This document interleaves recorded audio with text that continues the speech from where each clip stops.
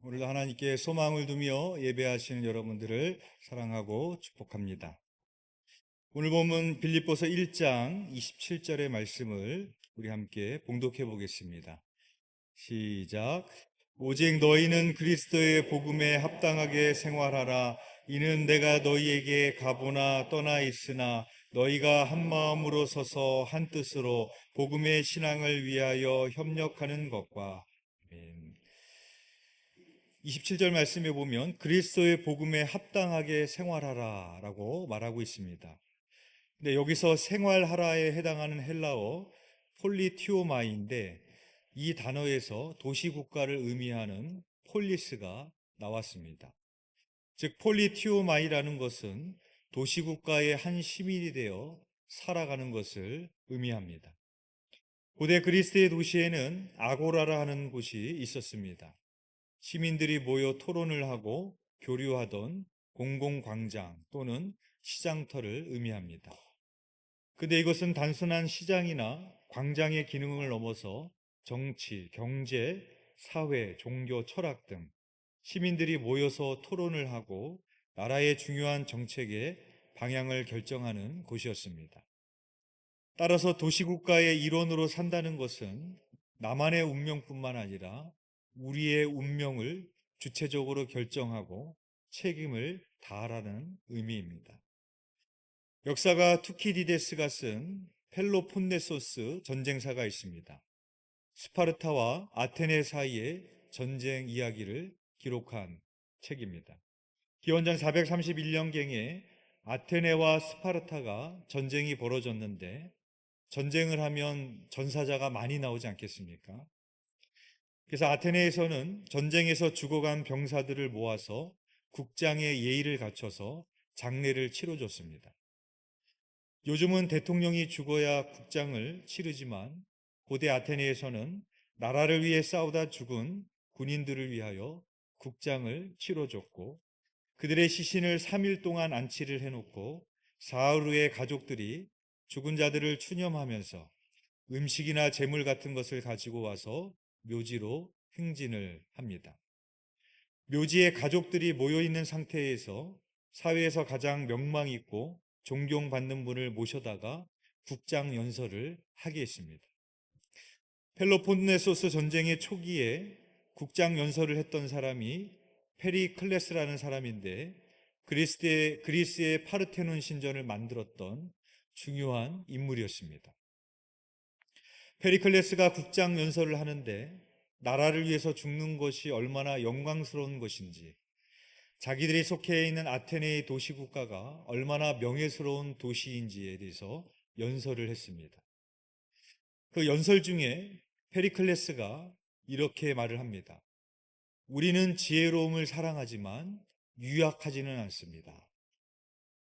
아테네 사람들이 얼마나 지혜를 사랑하고 지혜를 추구했습니까?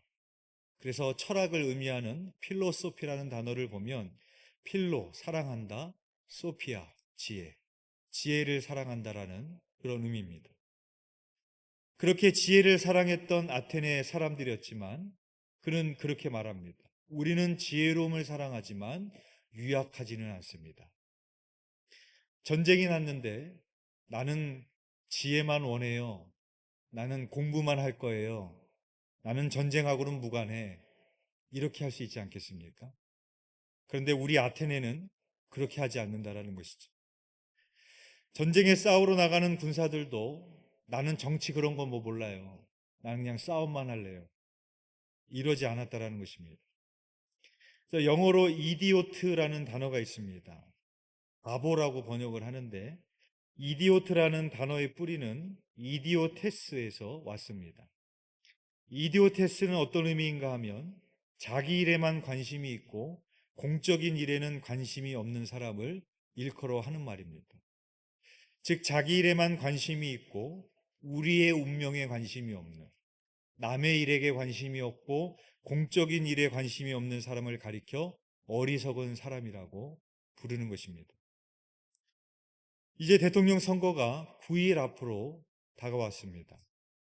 대통령 선거는 대한민국 시민의 권리이기도 하지만 중요한 의무이기도 하고 책임이기도 합니다. 왜냐하면 나라의 미래가 걸려 있기 때문입니다.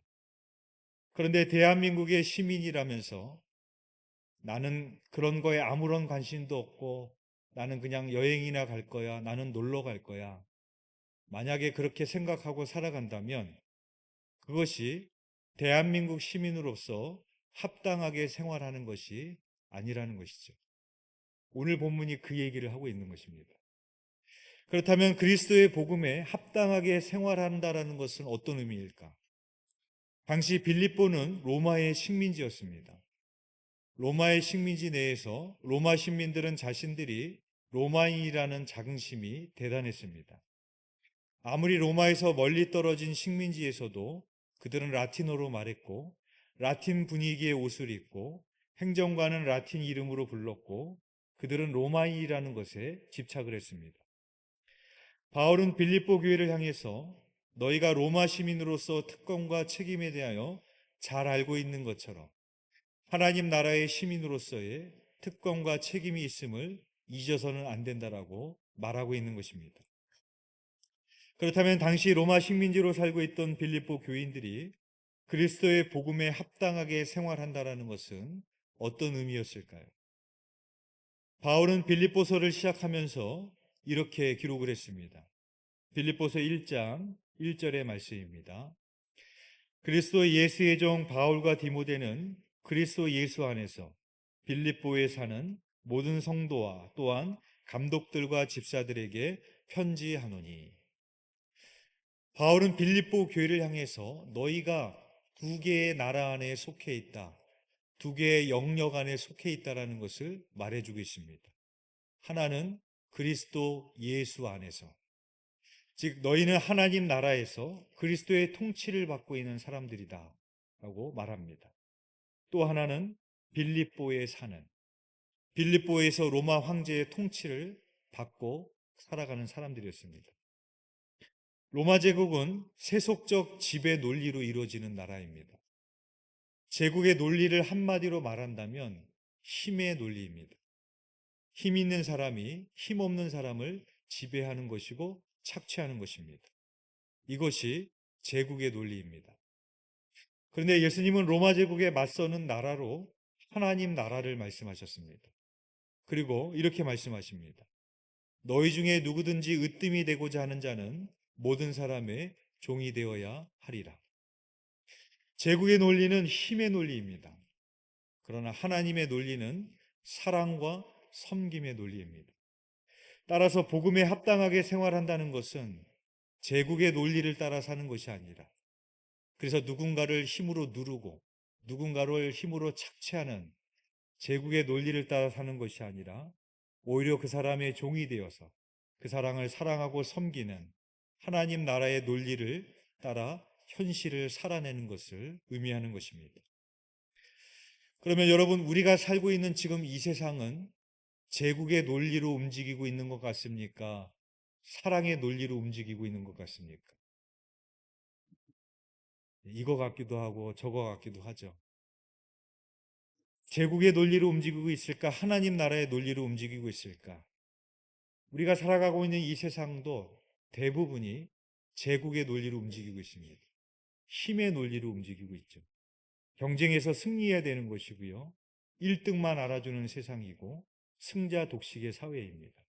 내가 살아남으려면 누군가를 밟고 올라가야 됩니다. 그러니까 오늘 이 말씀이 빌립보 교회에게만 해당하는 말씀이 아니에요. 로마 시대에 살았던 사람들만 해당되는 말씀이 아니에요. 수천 년이 흘러갔지만 시대는 바뀌었지만 그때나 지금이나 여전히 세상은 로마처럼 제국의 논리로, 힘의 논리로 움직이고 있는 세상 속에서 우리는 살아가고 있다는 것입니다. 따라서 오늘날 우리가 그리스도의 복음에 합당하게 생활한다라는 것은 어떤 의미일까? 이런 세상 속에서 힘의 논리가 아니라 사랑과 섬김의 논리로 살아가는 것입니다. 그러니까 세상과는 완전히 다른 방식을 선택해서 살아가는 겁니다. 그렇다면 그리스도의 복음에 합당하게 생활하게 되면 어떤 일이 벌어지게 될까? 우리 오늘 보면 28절 말씀 우리 함께 읽겠습니다. 시작. 무슨 일에든지 대적하는 자들 때문에 두려워하지 아니하는 이 일을 듣고자 함이라. 이것이 그들에게는 멸망의 증거요 너희에게는 구원의 증거니 이는 하나님께로부터 난 것이라. 아멘. 바울이 빌립보 교회를 향해서 이렇게 말을 합니다. 너희가 무슨 일에든지 대적하는 자들 때문에 두려워하지 않는다라는 말을 내가 듣기 원한다. 이렇게 말하고 있습니다. 그러니까 그리스도의 복음에 합당하게 생활하면 대적자들이 생기기 마련이라는 것입니다. 그렇다면 당시 빌립보 교회에게는 어떠한 대적자들이 있었을까? 첫 번째로 생각해 볼 수 있는 것은 유대주의자입니다. 유대주의자들은 전통을 중요하게 생각했습니다. 전통은 좋은 것입니다. 중요한 것입니다. 우리는 전통을 지켜야 되고 전통을 존중해야 됩니다. 그런데 전통에서 새로움을 전혀 가져오지 못하고 전통만을 고집하고 있을 때 전통은 고루해집니다. 언제나 전통의 샘물에서 우리는 새로운 물을 길어 올릴 수 있어야 됩니다. 바로 옛것에만, 전통에만 집착해서 있었던 사람들이 바로 유대주의자들이었습니다. 전통 그 자체에 붙들려서, 율법에 붙들려서 새로운 것을 받아들이지 못합니다. 한자로 새로울 신자를 보시면, 새로울 신자 아시죠? 신라면 끓여 드실 때마다 보시잖아요. 그렇죠? 새로운 신자 한자어를 파자해 보면 이렇습니다. 좌변에 설립자에 밑에는 나무 목자입니다. 그리고 우변에는 뭐가 있는가 하면 도끼 근자가 되어 있습니다. 그러니까 새로울 신이라는 것은 뭐냐면 나무가 서 있는데 도끼가 와서 찍는 겁니다. 그 나무에 아픔이 생생하게 전달되는 겁니다. 따라서 새롭다는 것은 뭐냐? 아픔이 없이는, 고통이 없이는 새로움이 올 수 없다는 겁니다. 우리가 뭔가 새롭다라는 말을 할 때, 야, 참신하다 이런 말 하죠. 그렇죠? 그때 참신하다라는 말 중에 참이라는 한자어가 벨참입니다. 배는 참. 그래서 머리를 자르는 걸 뭐라고 그래요? 참수한다고 그래요. 그러니까 새로워진다는 것은 뭐냐? 옛것과 단절하는 아픔이 있어야지 참신해질 수 있는 겁니다. 그렇기 때문에 새로운 것이 오기 위해서는 언제나 옛것과 갈등을 일으킬 수밖에 없는 겁니다. 왜냐하면 새롭다는 것은 언제나 옛것에 균열을 내고 균열 속에서 나오는 새로움이기 때문입니다. 그래서 예수님 당시에 기득권을 누리는 사람들은 새로움을 원하지 않고 새로움을 가져오려고 하는 예수님을 미워할 수밖에 없었습니다. 빛이 어둠의 빛이니까 어둠이 빛을 싫어하는 겁니다.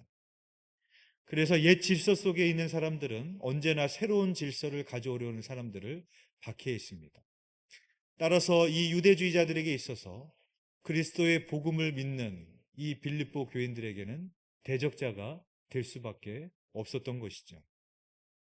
두 번째로 생각해 볼 수 있는 것은 박해하던 공권력이 있었습니다. 고대 세계에서는 지인들의 조합, 길드, 클랜 같은 것이 있었습니다. 옷 만드는 사람들의 지인의 조합이 있고, 농사를 짓는 사람들의 지인들의 조합이 있고, 직물을 만드는 사람들의 지인들의 조합이 있습니다. 이때만 그런 것이 아니죠. 오늘날에도 그런 조합을 우리는 만듭니다. 근데 그 당시에 그 집단들은 대개 특정 신을 믿는 집단이기도 했습니다. 따라서 내가 그 사회 속에서 살아남기 위해서는 그 조합에 들어가야 되는 것이고, 그 조합에 들어가야 된다는 것은 그 조합이 섬기는 신들에게 제물을 바쳐야 된다는 것을 의미했습니다. 그런데 그리스도를 알게 된 빌립보 교회는 이제는 더 이상 그럴 수가 없는 것입니다. 그래서 나는 이제 더 이상 제사에 참여하지 않을 거야. 나는 그 조합에 들어가지 않을 거야. 만약에 그렇게 한다면 배제당하게 됩니다. 왕따를 당하게 되는 거죠. 경제적으로 배제제를 당하게 되고 불이익을 당하게 될 것입니다. 그러나 그리스도의 복음에 합당하게 산다는 것은 무엇인가? 그러한 경제적 불이익과 그런 고난도 감수하며 살아가는 것을 의미하는 것입니다. 우리는 은혜 받기를 사모합니다. 그렇죠? 오늘도 여러분들 은혜 받기 원하셔서 이 자리에 나오셨잖아요. 그러면 은혜를 받는다라는 것은 어떤 의미일까? 바울은 은혜를 받는다는 것이 무엇인지를 우리에게 명확히 이야기해 주고 있습니다. 우리 29절 말씀 우리 함께 읽어보겠습니다. 시작. 그리스도를 위하여 너희에게 은혜를 주신 것은 다만 그를 믿을 뿐 아니라 또한 그를 위하여 고난도 받게 하려 하심이라. 바울은 이렇게 말합니다. 너희에게 은혜를 주신 이유는 너희가 그를 믿을 뿐만 아니라 또한 그를 위하여 고난도 받게 하기 위함이다. 그렇게 말합니다. 우리는 은혜를 받는다고 하면 마음이 따뜻해지고 위로받고 축복을 받고 우리는 그러한 것들을 떠올리지만 바울은 너희가 은혜를 받았다면 그를 위하여 고난도 받게 하기 위함이다라고 그렇게 말하고 있습니다. 지금 바울의 상황이 그렇습니다. 지금 바울은 감옥에 있습니다. 빌립보서는 바울이 감옥에서 쓴 옥중 서신입니다. 근데 바울이 지금 옥중에 있다고 은혜가 없다고 말합니까? 바울이 내가 지금 고난 가운데 있다고 내가 은혜가 말랐다고 얘기하고 있습니까? 그러지 않습니다. 원망하지 않고 불평하는 것이 아니라 오히려 감옥 안에서 고난 가운데서도 은혜가 넘치고 있습니다. 감사하고 있고 기쁨이 있고 빌립보 교회를 향해서 기도하고 있고 빌립보서를 쓰고 있습니다. 바울이 나의 나된 것은 하나님의 은혜라고 말했습니다. 나의 나됐다라는 것이 뭘까요? 여러 가지가 있겠지만 내가 나되기까지 얼마나 많은 고난으로 자기를 깎아내는 그런 바울의 연단이 있었겠습니까? 바울은 그것을 하나님의 은혜라고 말하고 있습니다. 이렇게 새로워진다는 것은 언제나 아픔을 동반하기 마련입니다. 그런데 우리는 세상이 새로워지기 원하지만 고난받고 아픔을 감수하는 것은 원하지 않습니다. 새로운 대통령을 뽑을 때마다 마치 새로운 세상이 올 것처럼 기대합니다. 후보로 나온 사람도 마치 새로운 세상을 가져다 줄 것처럼 말을 합니다. 그러나 새로운 세상이 오지 않는 이유는 저마다 새로운 세상이 오기는 원하지만 나는 고통을 감당하지 않을 거야. 대한민국이 새로워지기를 원해. 그러나 우리 쪽 산업은 손해 안 볼 거야. 나는 손해 보기 원하지 않아. 니네가 손해 봐. 대한민국이 새로워져야지, 대통령이 잘해야지. 그러나 나는 기득권 놓칠 수 없어. 나 이 사회에서 나는 미칠 수 없어. 나는 피해보지 않을 거야. 나는 대가 지불 안 할 거야. 그렇지 않습니까? 그러니까 저마다 대한민국이 새로워져야 된다고 말하지만 여러 그룹들이, 특정 세력들이 나는 고난을 감수하지 않겠다고 말한다면 새로워질 수가 없는 것이죠. 그러나 바울은 빌립보 교인들에게 하나님께서 너에게 은혜를 주신 것은 고난도 함께 받게 하려 함이라 라고 말씀하고 있습니다. 그러면 빌립보 교인들이 이러한 대적자들을 두려워하지 않으며 고난도 감수하며 살아가기 위해서는 어떻게 해야 될까요? 빌립보서 2장 1절에서 2절 말씀 우리 함께 읽어보겠습니다. 시작.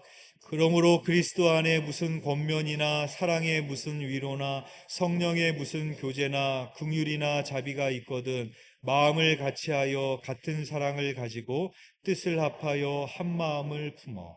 아멘. 그리스도 안에서 서로 권면과 사랑의 위로와 성령의 교제와 긍휼과 자비로 대하고 서로 마음을 같이하고 같은 사랑을 가지며 뜻을 합하여 한 마음을 품으라고 말하고 있습니다. 여기에 바로 교회 공동체의 필요성이 있는 것이고 교회 공동체의 중요성이 있는 겁니다. 나 홀로 대적자들을 두려워하지 않으며 신앙생활을 하는 것은 어렵습니다. 나 혼자 믿음 지키는 것은 쉽지 않습니다. 이런 힘의 논리가 지배하는 시대 속에서 나 혼자 사랑하며 사는 것은 쉽지 않습니다. 그래서 교회 공동체가 필요한 거예요. 그래서 교회 공동체를 주신 거예요.